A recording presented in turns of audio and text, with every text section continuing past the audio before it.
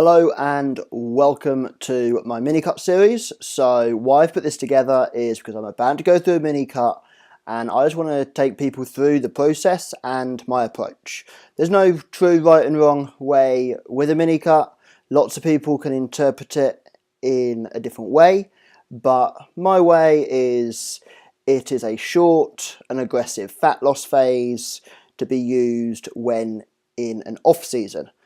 The approach of a Minicut isn't the same approach as you would take for a prep, mainly because a Minicut approach would not be maintainable over the period of time you would need to diet for in order to get into show shape. So, very general rule, you're probably looking about 6-8 weeks, give or take a little bit for a Minicut, whilst you're looking at a contest prep is going to be probably closer to 20 or 20 plus weeks, and you're going to be digging to a harsher level of conditioning.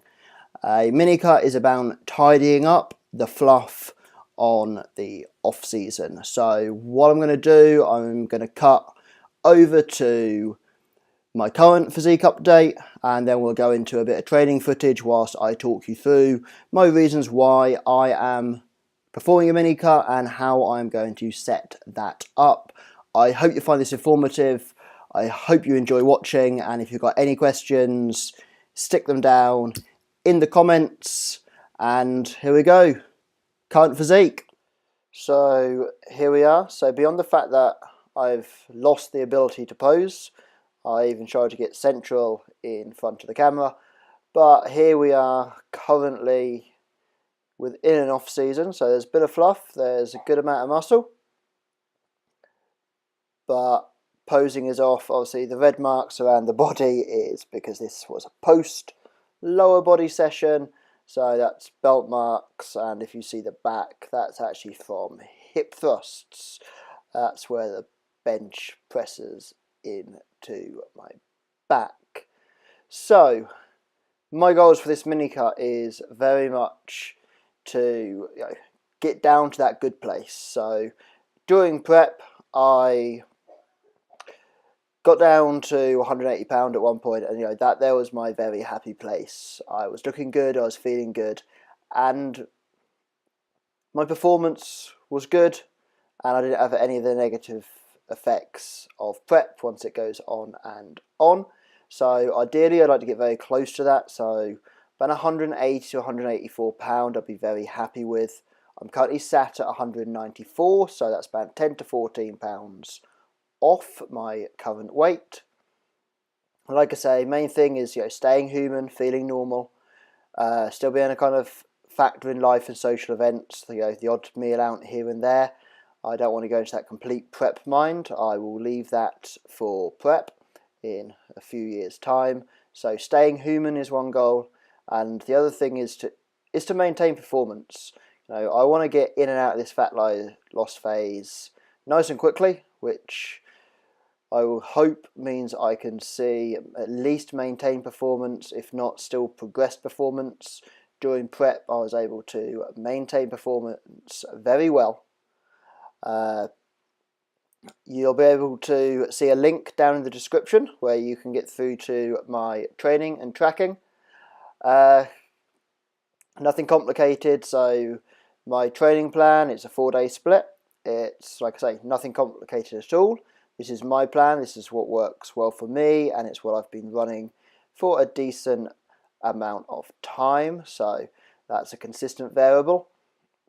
And then my tracking, you'll see my daily weigh-ins and macros, energy expenditure, and the nature of my training session, and also there might be some notes around it.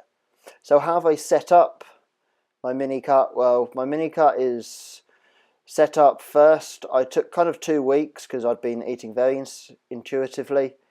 So I've spent 2 weeks tracking and kind of monitoring activity in terms of step count. Obviously not trying to push anything, just kind of doing what I do and seeing where things fall. And just by being aware and just not completely pigging out, I've already kind of triggered some weight loss. So I've already kind of dropped 0.8 pound, and that's without trying. It's just being aware and not being a fat bastard. So that's how it started. So moving on from here, obviously my main thing is just increasing step count. I spend a lot of time sat behind a laptop, so I do want to increase expenditure. And my calories, I'm going to keep roughly about where they were on average. So it'll be about 2,800 calories. And one thing you will notice, and I'm pretty sure people will question on this, is am I like macro cycling or anything? Not really. It's more the fact that it is how I instinctively eat between a training day and a non-training day. So training days I would always favour higher carbs and lower fat, whilst a rest day I will normally go higher fat, lower carb, and pretty much it just gives me that bit of freedom in choice in terms of my protein choices. So training days, obviously protein choices are a lot lean, predominantly chicken and whey protein for myself, and then on rest days it means I can eat some fattier cuts of meat, some steak, some sausages, some bacon, just to have that variation in my diet. And also carbs generally just aren't as high on those rest days because I'm not shoveling in bagels and cereal. So that is how you'll see my diet will pan out. Normally I find that on a higher fat, lower carb day, I generally just hit lower calories. And if I'm comfortable with this, I will keep it that way. I'm not going to try and eat, if hunger and performance isn't dropping, I'm not going to try and eat just to match numbers. I'm going to, be comfortable and, optimize on, that feeling. So if I don't need the calories, I'm not going to stick them in.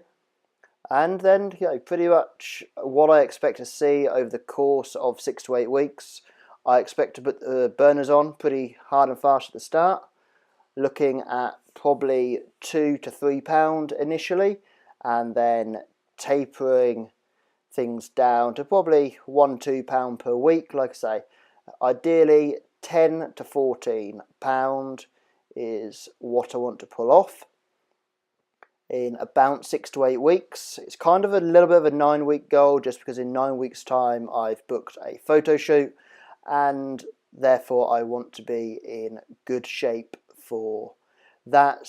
But I will take the approach on cutting down, getting there, and sitting at maintenance. But it was just better to take that as, give myself more time rather than trying to rush the process. So I hope that's giving you a bit of information on my Minicut and how I've set it up. I hope you head back in a week's time to see how things are going. And if you've got any questions, feel free to drop them down in the comment section and I will get back to them. If not, I will include them in the next video.